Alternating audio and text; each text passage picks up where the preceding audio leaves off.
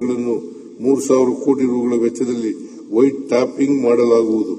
ಬೆಂಗಳೂರು ನಗರ ಪಾಲಿಕೆಗಳ ಸ್ವಂತ ಸಂಪನ್ಮೂಲದಲ್ಲಿ ಮುಂದಿನ 3 ವರ್ಷಗಳಲ್ಲಿ 175 ಜಂಕ್ಷನ್ಗಳ ಸೌಂದರ್ಯೀಕರಣ, 500 ಕಿಲೋಮೀಟರ್ ಉದ್ದದ ಪಾದಚಾರಿ ಮಾರ್ಗವನ್ನು ಮೇಲ್ದರ್ಜೆಗೇರಿಸಲು ಮತ್ತು 100 ಸ್ಕೈವಾಕ್ಗಳ ನಿರ್ಮಾಣ ಮಾಡಲು ಉದ್ದೇಶಿಸಲಾಗಿದೆ. ವಿಶ್ವ ಬ್ಯಾಂಕ್ ನೆರವಿನ ಜಲಭದ್ರತೆ ಮತ್ತು ವಿಪತ್ತು ನಿರೋಧಕ ಕಾರ್ಯಕ್ರಮದ ಕ್ರಿಯಾ ಯೋಜನೆಯಡಿ ರಾಜಕಾಲುವೆಗಳ ಅಭಿವೃದ್ಧಿ, ಮೇಲ್ದರ್ಜೆಗೇರಿಸುವ ಕಾಮಗಾರಿಗಳನ್ನು ಒಟ್ಟು 2,000 ಕೋಟಿ ರೂಗಳ ಅಂದಾಜು ವೆಚ್ಚದಲ್ಲಿ ಟೆಂಡರ್ ಕರೆದು ಅನುಷ್ಠಾನಗೊಳಿಸಲಾಗುತ್ತಿದೆ. ಗ್ರೇಟರ್ ಬೆಂಗಳೂರು ಪ್ರಾಧಿಕಾರದಡಿಯ 5 ಮಹಾನಗರ ಪಾಲಿಕೆಗಳು ತಮ್ಮ ಬ್ಯಾಲೆನ್ಸ್ ಶೀಟ್ ಆಧಾರದಲ್ಲಿ ಮುನ್ಸಿಪಲ್ ಬಾಂಡ್ಗಳನ್ನು ಹೊರಡಿಸುವ ಮೂಲಕ ಅಭಿವೃದ್ಧಿ ಕಾಮಗಾರಿಗಳಿಗೆ ಸಂಪನ್ಮೂಲವನ್ನು ಕ್ರೋಢೀಕರಿಸಲಾಗುವುದು. 2027ರ ಅಂತ್ಯದೊಳಗೆ ಬೆಂಗಳೂರಿನ ಹೊಸ ಪರಿಷ್ಕೃತ ಮಾಸ್ಟರ್ ಪ್ಲಾನ್ 2041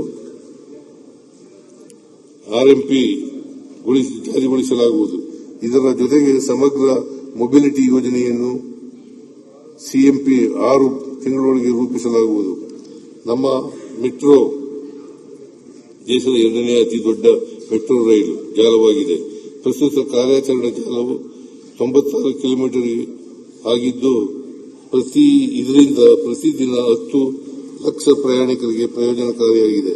ಇಲ್ಲಿವರೆಗೂ ವೆಚ್ಚವಾಗಿರುವ 67,460 ಕೋಟಿ ರೂಪಾಯಿ ನಮ್ಮ ಸರ್ಕಾರದ ಪಾಲು 59,376 ಕೋಟಿ ರು ಹಾಗೂ ಕೇಂದ್ರ ಸರ್ಕಾರದ ಪಾಲು 8,084 ಕೋಟಿ ರೂಗಳಾಗಿರುತ್ತದೆ. ಇದಕ್ಕೆ ರಾಜ್ಯ ಸರ್ಕಾರದ ಪಾಲಿನ ಶೇಕಡಾ 80ರಷ್ಟರ ಎದುರಾಗಿ ಕೇಂದ್ರದ ಪಾಲು ಕೇವಲ 12ರಷ್ಟು ಇರುತ್ತದೆ.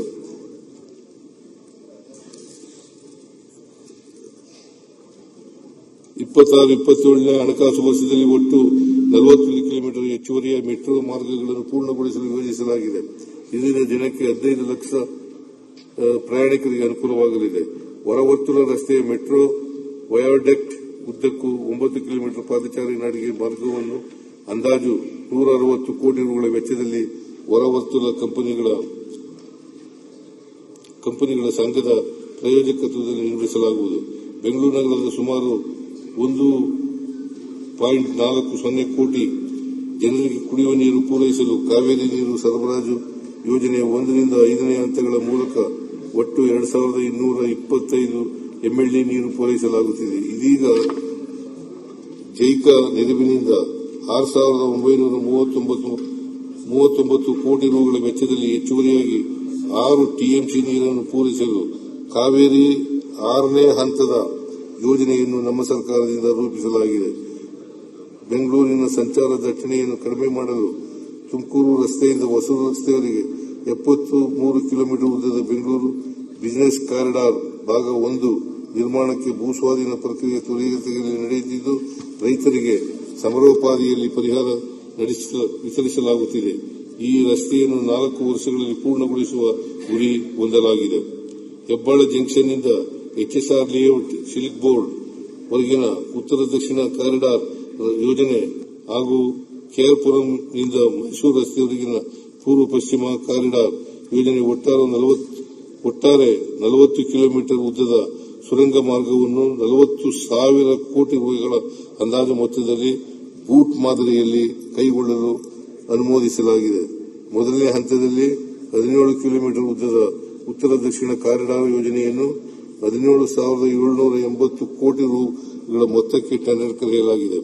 ಹೆಬ್ಬಾಳ ಜಂಕ್ಷನ್ನಿಂದ ಮೇಕ್ರಿ ಸರ್ಕಲ್ವರೆಗೆ ಸುರಂಗ ಮಾರ್ಗ, ಟನೆಲ್ ರೋಡ್ ಹಾಗೂ ಮೇಲ್ ಸೇತುವೆ, ಎಲಿವೇಟೆಡ್ ರಸ್ತೆಯನ್ನು 2,250 ಕೋಟಿ ರು ವೆಚ್ಚದಲ್ಲಿ ಬೆಂಗಳೂರು ಅಭಿವೃದ್ಧಿ ಪ್ರಾಧಿಕಾರದ ವತಿಯಿಂದ ನಿರ್ಮಿಸಲಾಗುವುದು. ಬೆಂಗಳೂರು ನಗರದ ದಟ್ಟಣೆಯನ್ನು ಕಡಿಮೆ ಮಾಡಲು ನೆಲಮಂಗಲ, ತಾವರೆಕೆರೆ, ಬಿಡದಿ ಮಧ್ಯಂತರ ವರ್ತುಲ ರಸ್ತೆಯನ್ನು ಬಿಎಂಆರ್ಡಿಎ ಹಾಗೂ ಸ್ಥಳೀಯ ಯೋಜನಾ ಪ್ರಾಧಿಕಾರಗಳ ಆರ್ಥಿಕ ಸಂಪನ್ಮೂಲಗಳನ್ನು ನಿರ್ಮಿಸಲಾಗುವುದು. ಮುಖ್ಯಮಂತ್ರಿಗಳ ಅಮೃತ ನಗರೋತ್ಥಾನ ಯೋಜನೆ ಹಂತ 4ರ ಅಡಿಯಲ್ಲಿ ಮೂಲಸೌಕರ್ಯ ಅಭಿವೃದ್ಧಿ ಕಾಮಗಾರಿಗಳನ್ನು 3,885 ಕೋಟಿ ರೂಗಳ ಮೊತ್ತದಲ್ಲಿ ಅನುಷ್ಠಾನಗೊಳಿಸಲಾಗುತ್ತಿದೆ. ಇಲ್ಲಿಯವರೆಗೂ ರಾಜ್ಯ ಸರ್ಕಾರದಿಂದ 1,716 ಕೋಟಿ ರೂಗಳನ್ನು ಬಿಡುಗಡೆ ಮಾಡಲಾಗಿದೆ. ಪ್ರಸಕ್ತ ಸಾಲಿನಲ್ಲಿ 500 ಕೋಟಿ ರೂಗಳನ್ನು ಒದಗಿಸಲಾಗುವುದು. ರಾಜ್ಯದ ನಗರಗಳ ಸ್ವಚ್ಛತೆಯನ್ನು ಕಾಪಾಡುವ ದೃಷ್ಟಿಯಿಂದ ಒಳಚರಂಡಿ ಕಾಮಗಾರಿಗಳನ್ನು ಅಣ್ಣಿಗೇರಿ, ಗುಂಡ್ಲುಪೇಟೆ, ನೆಲಮಂಗಲ, ದೊಡ್ಡಬಳ್ಳಾಪುರ, ಭದ್ರಾವತಿ, ದೇವನಹಳ್ಳಿ ಮತ್ತು ಮೈಸೂರಿನ ಕೆಲವು ಭಾಗಗಳಲ್ಲಿ ಕೈಗೊಳ್ಳಲಾಗುವುದು. ಜೊತೆಗೆ ಕಲ್ಯಾಣ ಕರ್ನಾಟಕದ ಅಭಿವೃದ್ಧಿ ಮಂಡಳಿಯ ಮೈಕ್ರೋ ಅನುದಾನದ ನೆರವಿನೊಂದಿಗೆ ಆಳಂದ, ಅಫಜಲ್ಪುರ, ಚಿತ್ತಾಪುರ, ಯಾದಗಿರಿ, ಹರಪನಹಳ್ಳಿ, ಜೇವರ್ಗಿ ಹಾಗೂ ಸುರಪುರ ತಾಲೂಕು ಪಟ್ಟಣಗಳಲ್ಲಿ ಒಳಚರಂಡಿ ಕಾಮಗಾರಿಗಳನ್ನು ಕೈಗೊಳ್ಳಲಾಗುವುದು. ಹೊಸದಾಗಿ ಮೇಲ್ದರ್ಜೆಗೇರಿಸಲಾದ ರಾಯಚೂರು, ಬೀದರ್ ಮತ್ತು ಹಾಸನ ಮಹಾಪಾಲಿಕೆಗಳಿಗೆ ಮಹಾತ್ಮ ಗಾಂಧಿ ನಗರ ವಿಕಾಸ್ ಯೋಜನೆಯಡಿ 2ರ ಅಡಿ 26-27ನೇ ಸಾಲಿನಲ್ಲಿ ತಲಾ 200 ಕೋಟಿ ರೂಗಳನ್ನು ಒದಗಿಸಲಾಗುವುದು. ನಗರ ಸ್ಥಳೀಯ ಸಂಸ್ಥೆಗಳಲ್ಲಿ ಏಕೀಕೃತ ಆಸ್ತಿ ತೆರಿಗೆ ತಂತ್ರಾಂಶದೊಂದಿಗೆ ಈ ಆಸ್ತಿ ತಂತ್ರಾಂಶವನ್ನು ಸಂಯೋಜನೆಗೊಳಿಸಲಾಗುವುದು. ತೆರಿಗೆ ಬೇಡಿಕೆ ಮತ್ತು ಬಾಕಿ ವಿವರಗಳನ್ನು ಸ್ವಯಂಚಾಲಿತವಾಗಿ ಸೂಚಿಸುವ ಯೂನಿಫೈಡ್ ಪ್ರಾಪರ್ಟಿ ಟ್ಯಾಕ್ಸ್ ವ್ಯವಸ್ಥೆಯನ್ನು ಜಾರಿಗೊಳಿಸಲಾಗುವುದು. ನಗರ ಸ್ಥಳೀಯ ಸಂಸ್ಥೆಗಳ ಸ್ಥಿರಾಸ್ತಿಗಳು ಹಾಗೂ ವಾಣಿಜ್ಯ ಸಂಕೀರ್ಣಗಳ ನಿರ್ವಹಣಾ ಪ್ರಕ್ರಿಯೆಗಳು ಸರಳಗೊಳಿಸಲು ಹಾಗೂ ಏಕರೂಪದ ನೀತಿಯನ್ನು ಪಾಲಿಸಲು ದಿ ಎಸ್ಟೇಟ್ ಮ್ಯಾನೇಜ್ಮೆಂಟ್ ರೂಲ್ಸ್ 2026 ಜಾರಿಗೊಳಿಸಲಾಗುವುದು.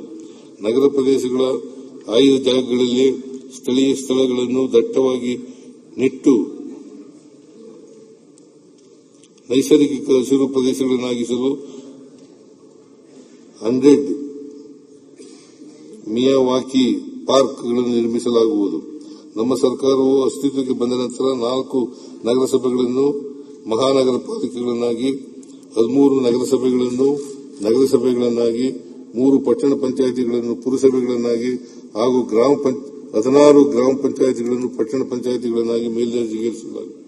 ಉನ್ನತ ವ್ಯಾಸಂಗ ಮತ್ತು ಸ್ಪರ್ಧಾತ್ಮಕ ಪರೀಕ್ಷೆಗೆ ಸಿದ್ಧತೆಗಾಗಿ ಬರುವ ವಿದ್ಯಾರ್ಥಿಗಳಿಗಾಗಿ ಧಾರವಾಡದಲ್ಲಿ 4 ಹಾಗೂ ಬೆಂಗಳೂರಿನಲ್ಲಿ 2 ಇಂದಿರಾ ಕ್ಯಾಂಟೀನ್ಗಳನ್ನು ಪ್ರಾರಂಭಿಸಲಾಗುವುದು.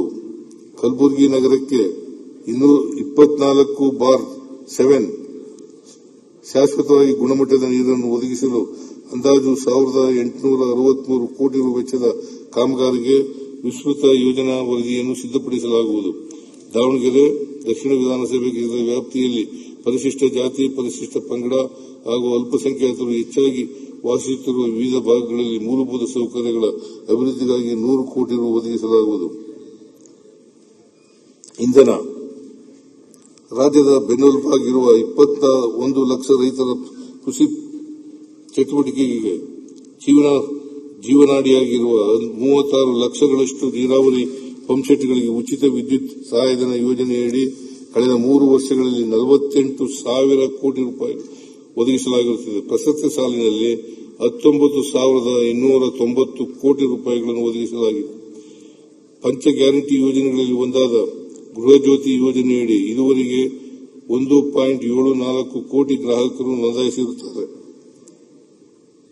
ಕಳೆದ 3 ವರ್ಷಗಳಲ್ಲಿ ಈ ಯೋಜನೆಗೆ 28,000 ಕೋಟಿ ರೂಗಳನ್ನು ಒದಗಿಸಲಾಗಿದ್ದು, ಪ್ರಸಕ್ತ ವರ್ಷದಲ್ಲಿ 10,578 ಕೋಟಿ ರೂಪಾಯಿಗಳನ್ನು ಒದಗಿಸಲಾಗಿದೆ. ಕುಸುಮ್ ಸಿ ಯೋಜನೆಯಡಿ ನೀರಾವರಿ ಪಂಪ್ಸೆಟ್ಗಳ ವಿಕೇಂದ್ರೀಕೃತ ಫೀಡರ್ ಸೌರೀಕರಣವನ್ನು ಕೈಗೊಳ್ಳಲಾಗಿದೆ. ಪ್ರಸಕ್ತ ಸಾಲಿನಲ್ಲಿ 2,707 ಮೆಗಾವ್ಯಾಟ್ ಸಾಮರ್ಥ್ಯದ ಯೋಜನೆಗಳನ್ನು ಕಾರ್ಯಗತಗೊಳಿಸಲಾಗುವುದು. ಪ್ರಸಕ್ತ ಸಾಲಿನಲ್ಲಿ ರಾಜ್ಯ ಸರ್ಕಾರವು ಮುಖ್ಯಮಂತ್ರಿ ಸೌರ ಕೃಷಿ ಯೋಜನೆ ಎಂಬ ಹೊಸ ಯೋಜನೆಯನ್ನು ಕುಸುಮ್ ಸಿ ಮಾದರಿಯಲ್ಲಿ ಜಾರಿಗೆ ತರಲಿದೆ. ಈ ಯೋಜನೆಯಡಿಯಲ್ಲಿ ಕೆಪಿಟಿಸಿಎಲ್ ಉಪಕೇಂದ್ರಗಳಲ್ಲಿ ರಿನ್ಯೂವಬಲ್ ಎನರ್ಜಿ ಸರ್ವಿಸ್ ಕಂಪನಿ ಮಾದರಿಯಲ್ಲಿ ಅಂದಾಜು 10,500 ಕೋಟಿ ರು ವೆಚ್ಚದಲ್ಲಿ 3,000 ಮೆಗಾವ್ಯಾಟ್ ಕ್ಷಮತೆಯ ಸೌರ ವಿದ್ಯುತ್ ಸ್ಥಾವರಗಳನ್ನು ಪ್ರಾರಂಭಿಸಲಾಗುವುದು. ಕೆಪಿಟಿಸಿಎಲ್ ವತಿಯಿಂದ ಪ್ರಸರಣ ಜಾಲವನ್ನು ವೃದ್ಧಿಸಲು 25-26ನೇ ಸಾಲಿನಲ್ಲಿ 100 ಹೊಸ ಉಪಕೇಂದ್ರಗಳನ್ನು ಸ್ಥಾಪಿಸಲು ಕ್ರಮ ಕೈಗೊಂಡಿದ್ದು, 2026-27ನೇ ಸಾಲಿನಲ್ಲಿಯೂ ಸಹ 100 ಹೊಸ ಉಪಕೇಂದ್ರಗಳನ್ನು ಸ್ಥಾಪಿಸಲು ಉದ್ದೇಶಿಸಿದೆ. 25-26ನೇ ಸಾಲಿನಲ್ಲಿ ನವೀಕರಿಸಬಹುದಾದ ಇಂಧನ ಸಮತೋಲನ ಮತ್ತು ಗರಿಷ್ಠ ಲೋಡ್ ಶೆಡ್ ನಿರ್ವಹಣೆಗಾಗಿ 1,000 ಮೆಗಾವ್ಯಾಟ್